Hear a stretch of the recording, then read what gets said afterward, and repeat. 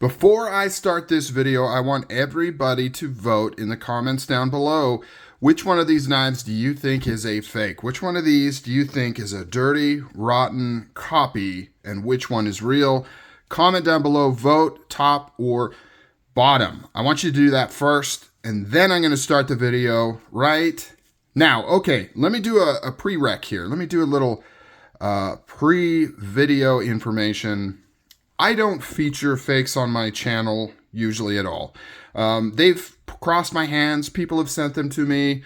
I've even owned some like in the distant past. In fact, I've got a couple kicking around here in the house, but I don't typically feature them because I don't want to give any spotlight to fakes, copies, clones, anything like that.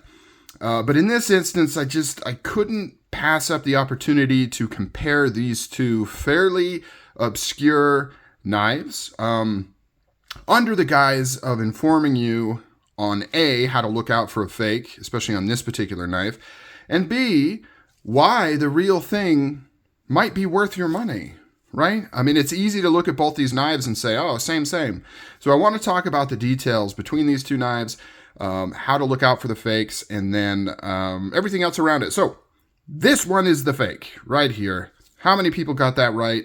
I'm guessing a lot of you did, because it's pretty, I don't know, in my mind, it's pretty easy to tell. I also just did a video on the real one here, but if anybody didn't get that right, let me know. I'm very curious to see if anybody got it wrong. Well, I guess I can see based on how you vote, but if you didn't vote and you were just thinking it, let me know if you got it right or wrong. So this is coming in from a viewer of the channel. I had uploaded this video. Somebody said, hey, that's crazy. I didn't realize it, but I've got a copy of that knife. I mean, he said he knew it was a copy, right? He knew it was a fake, obviously, but he didn't realize it was a fake of a very specific Marfione custom. He kind of just thought it was a random type configuration. And at first I was like, oh, okay, cool, man. That's awesome, I guess, that you have a fake. But then I was thinking, you know what? I don't know. Maybe it would make a good content to do a comparison here. Let you guys know what to look out for and things like that. So here we are with these two knives. And I do got to say, you know, I've seen a lot of fakes. It is weird. Like, it is weird.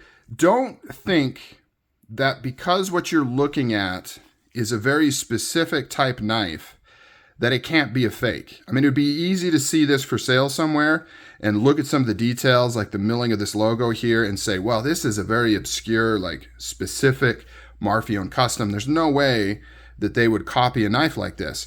No, they do. They randomly pick knives. Like, I have seen some very bizarre copies of knives.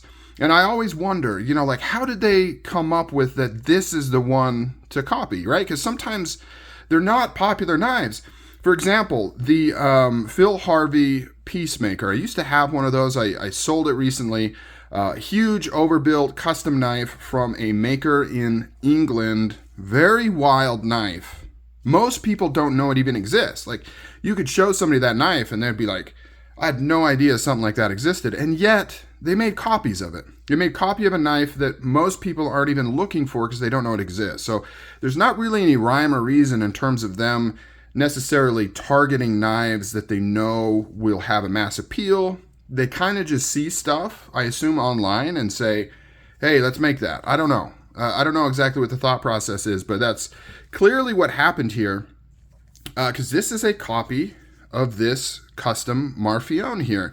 And this particular knife is not a super common configuration, especially in the dark blade like this. I'm not saying it's like some ultra rare, hard to mega find. I'm just saying it's not the one you would necessarily think of, in my opinion, of what they would try to copy. So, all right, let's get into it. Let's look at the differences. Let's start with the blade here.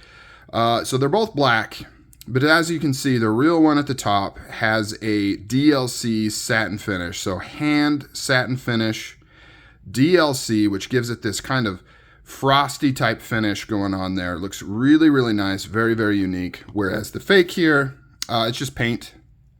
I don't know, Cerakote or probably not Cerakote, but something in that ballpark probably. Just paint, nothing more. When you get into the grind, the real one is a hand ground. Let's see, I'm trying to trying to get things to focus here. It's a hand ground hollow ground blade, done by hand. So you can kind of see how the light kind of bends on that flat right there. So it's hollow ground. So somebody's took this to a wheel and they've ground that out and it makes it hollow. And of course, both sides. So this edge on both sides of the knife here, hollow ground. This one is just flat, right? Because it's just a machine ground blade, just mass produced by machines. And you can see how it is just completely flat right here. It also means, you know, for cutting performance, if you are ever going to use these knives for actual cutting, this one's way thicker behind the edge. When you're dealing with a dagger ground blade like this, where you don't have a big secondary or primary bevel, putting a hollow grind on there will give you, oh man, I just greased it up. I'm even wearing gloves and it still gets greased up. It'll make it a lot thinner behind the edge, right? So it's a technique for kind of cheating short bevels if you throw a hollow grind on there. I mean, just in general, it'll make it thinner behind the edge, but especially important on something like this because it allows you to maximize this kind of short primary bevel and still have an edge that's relatively sharp, whereas this one's super thick and chunky behind the edge. Now, the other thing I want to point out, and probably the one I find most interesting, right? So the hollow ground and the finish, that makes sense because it's expensive to do that, right? This knife, which I believe costs like between 150 and 170 bucks or something like that for this fake. For this to be hand hollow ground with a DLC satin finish, that price would be way up there, right? So this is a cheap way to make the blade. But what I don't quite get is how they were just kind of missed the mark on the fuller here. So it's the same basic principle. In fact, they've even kind of seemed to mimic the amount of these bridge pieces in the fuller here. And towards the bottom, it looks pretty close, right? I mean, it's different, but it looks pretty close. But then when you get to the tip, you can see how this one almost runs all the way to the tip, that fuller there. And this one kind of stops short. And, you know, it's like, cool, it's a way to tell the difference for sure. But it is kind of odd because why would they go to all this trouble to try to duplicate everything else so well? I mean, you can see how in that fuller, those bridge pieces, like, you know, it's pretty much the same, right? The distance between them, the amount of them, pretty much the same. But then they don't run that fuller all the way to the edge. Because one of the coolest things, in my opinion, about this particular blade grind is from a distance, it almost looks like two separate pieces, right? Until you get close and you realize, oh, that's just a fuller with a bunch of milled holes and it's connected there.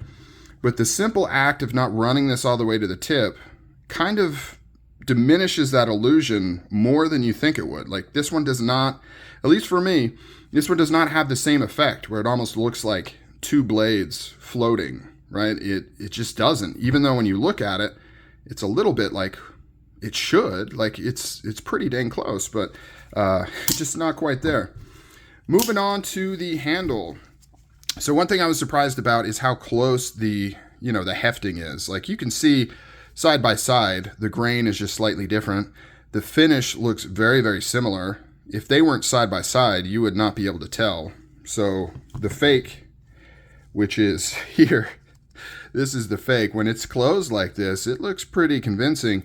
This one has a scuff on there. I don't know if it came that way or if that happened from the person that sent it to me or what. But that is a good note. You know, you're going to find more of this kind of stuff on these fakes, right? Because they don't take the care when handling in the factory and putting it together. It's just they're not going to have the care of like a Marfione custom shop. Like this thing is going to leave the factory pristine, whereas these fakes, you know, can have all kinds of marks and things like that. Let's take a look at the hardware. Surprisingly, it does have ringed hardware. So you can see how it's machined titanium hardware. It's got a ring in there and it's anodized a different color. You've got a similar thing going on here. The flat parts are just a different shade. I don't know if these are titanium, not quite sure, but it does kind of give you that appearance that it's similar. You can see by overall size, very, very close. You can look at the logo. This logo is just more crisp, darker, especially when you get to the dagger. Kind of gets lost right here. Much crisper logo, a little bit bigger too, I think, like just barely. Seems to start at the same point, but this one seems to kind of, maybe it's just because it's darker, I don't know. But this one almost looks like a photocopy version, right? Like it looks close when you look at it by itself, but then when you look at it compared to the real one, it's just lost some of that crispness there. Now let's take a look at the glass breakers. Kind of similar shape. This one's got some gunk on it. They're both ringed. This one's got some discoloration. I don't know if it came that way or what. Kind of hard to tell. When we look at the pocket clip, this time it's almost the opposite. The fake is a little bit crisper of a milled logo than the real one. Let me see. Is this? This is steel, right? Yeah. Okay. It is steel. Both of these should be steel. I'm just wondering why. I wonder if this one was like, if this one was DLC'd and then this was milled, because you can kind of see raw steel, it looks like, coming through on that main part, whereas this one was maybe painted after the fact. Not quite sure. Here's another giveaway. This date here, I believe, like, it traditionally fakes all have the same date and the same numbers. So if you ever come across this knife without a serial number and that date, it's probably going to be fake. Let's take a look at the sides here. Real one on the right again. You can see how the one on the right, it has a DLC coated button and it's got kind of a shiny flat right there. The fake one is just kind of more matte all around. But the overall stuff going on the handle is very, very similar. Oh, going back to the pocket clip on the fake, once again, it's just like it's a painted finish, right? You can see kind of how it's got the spray type texture on there. More scratches over here, not sure what that's from. Action's about the same. I wouldn't be able to tell the difference in action. Very, very, very similar. Like, I don't think, even side by side, they both feel very, very similar. This one maybe is a little stiffer. The fake one is a little bit stiffer. But overall, it's comparable. Let's do weights. I'm really curious on this one. So this is the fake. We're looking at 6 ounces on the nose. Let's go to the real one. 5.8 ounces. So probably something on the inside that is just a little bit different, making the fake one weigh just 0.2 ounces more. Very slight, but there nonetheless. Oh, the other thing we're going to talk about is materials. 6061 aluminum. No idea what kind of aluminum this is. I believe this blade claims to be 154 cm. This one is M390. Got to take it with a grain of salt. I know not everybody loves the track record of heat treats from Microtech. There's been some controversy there on if they're running their heat treat too low and things like that. But I guarantee you, compared to this one, I would put faith in this way more. Way, way more. Who knows what this steel is? Who knows what it's been heat treated to? Who knows what the internals are like, in terms of quality, if they've been heat treated and hardened? Probably not. That's one of the things you'll find on cheaper OTFs and stuff. They'll cut corners by not hardening like the locking gates and things like that because, for a while you would never know the difference, right? It'll lock out just the same and it'll hold for the most part just the same. It's not until you put it under repeated stress, you fire it a bunch, that these pieces start to break, along with the spring housing that moves the carriage up and down. If you don't heat treat that, it'll work for a while and then it'll break and then your knife will quit working. So those are things to keep in mind. The other thing I wanted to point out, in general, with fakes, especially when you get to like higher end fakes, they tend to not come with boxes and COAs. They don't try to copy those. So, and that's the case here. I've looked into it. Reddit has some forums about Chinese fakes. You can do research and things like that. One thing I've noticed is that most of these come in just like a generic pouch. They don't even attempt to copy like the Marfione custom literature or anything like that. So that is one way to kind of protect yourself right off the bat. Just make sure that the knife you're looking at has all the appropriate material with it. Now, some of the less expensive knives, I think they do try to copy the boxes if they're just like a standard cardboard folding box, Spyderco, Cold Steel, things like that. They'll try to copy. But the decorative type boxes that something like a Marfione custom would come in, they don't even seem to attempt to try to copy it. But so the takeaways here, don't assume that because it's like something like this that it couldn't be a copy. It definitely can be a copy. There's no rhyme or reason to what they decide to do or not do. Two, look at the details. Right off the bat, the biggest thing on this is the blade finish. On a Marfione custom, you're not going to see a painted blade. Like, that's a production thing. You're just not going to see a painted blade on a Marfione custom.